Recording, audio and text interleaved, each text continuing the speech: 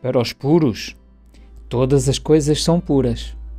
Mas para os impuros e descrentes, nada é puro. De facto, tanto a mente como a consciência deles estão corrompidas. Tito, capítulo 1 e verso 15. Este texto em questão é um texto que é da autoria do apóstolo Paulo, que era um judeu cristão.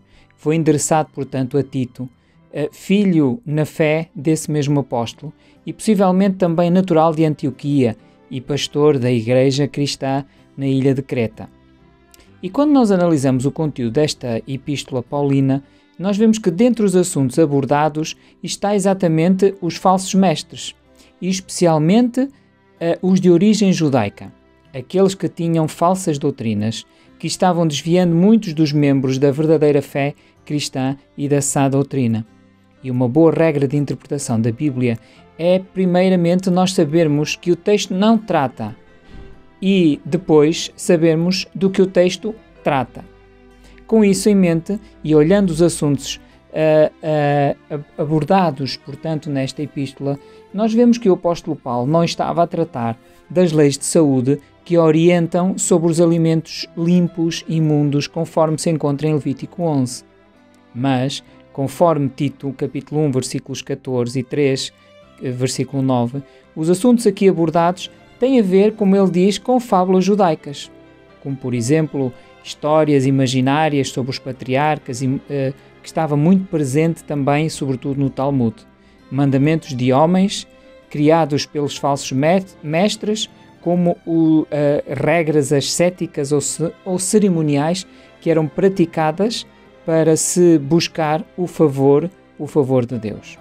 E só para lembrar, essas leis de saúde, elas não são mandamentos de homens, pois elas foram dadas pelo próprio Deus.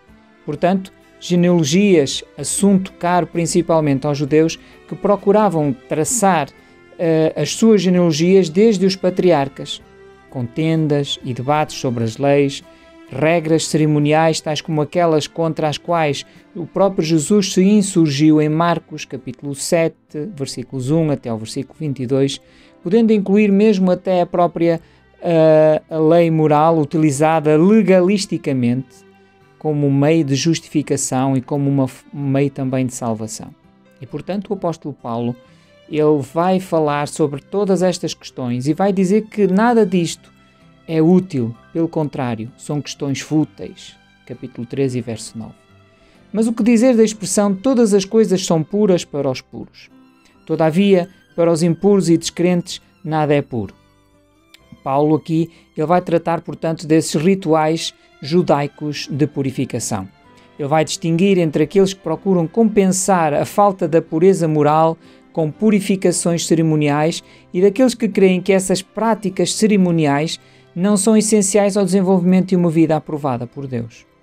Paulo não estava a dizer que o cristão está livre de se envolver em práticas condenadas pelas Escrituras, nem que as proibições bíblicas com respeito à conduta moral e à dieta já não se aplicavam mais aos cristãos.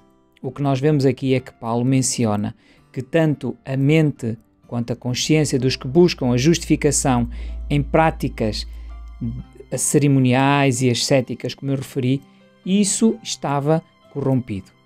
E, portanto, aqui a mente e a consciência dizem respeito a uma atitude ou uma disposição mental. A corrupção dá-se então pelo facto de acreditarem que são justos e que vão ser salvos pelas suas obras, em contraposição ao ensino bíblico de que a justificação, de que a salvação é pela graça. E foi pelos méritos de Cristo. Nós não somos salvos por aquilo que nós fazemos, mas nós somos salvos por aquilo que Cristo fez e por aquilo que Cristo faz em mim e em cada um de nós. Portanto, Paulo estava a refutar esta ideia de esses falsos mestres dizerem que essas regras cerimoniais eram importantes para a nossa salvação. A verdade é que essas práticas humanas, mesmo parecendo boas, não podem mudar a nossa disposição pecaminosa com a qual nós nascemos. Podemos fazer muitas coisas boas, muitas coisas interessantes, mas nada disso me vai salvar, porque somente nós podemos ser salvos por aquilo que Jesus fez na cruz do Calvário por cada um de nós. João 15:5, Jesus diz: sem mim nada podeis fazer. Podemos dizer então que Tito, capítulo 1 e verso 15, Paulo não está aqui a tratar de alimentos puros e impuros, ou puros e imundos, mas ele está aqui a falar de práticas ascéticas, de regras cerimoniais, seguidas com o objetivo de sermos justos e de obtermos o favor divino. Isso não é concedido por essas práticas ou pelas obras que nós possamos fazer, mas é apenas pelos méritos de Cristo que nos são creditados pela graça e não por qualquer boa obra nossa que nós possamos fazer. As nossas boas obras serão apenas uma consequência da minha relação com Deus, uma consequência do nosso amor por Jesus Cristo. Também, neste texto, ele fala sobre aqueles que até eram líderes e, portanto, ensinavam essas práticas, essas doutrinas de homens e não doutrinas de Deus. Afirmavam que conheciam a Deus, mas as suas obras os desqualificavam. A nossa consciência não deve estar corrompida. É importante, diz o apóstolo Paulo, ensinando a Tito, que a nossa consciência não esteja corrompida com coisas humanas. E sabe, hoje em dia há muitas coisas, naquele tempo eram estas, hoje em dia existem outras que nos corrompem. Corrompe a tua mente, corrompe a minha mente e que nos afastam daquilo que são os princípios que a Bíblia, que a Palavra de Deus nos ensina.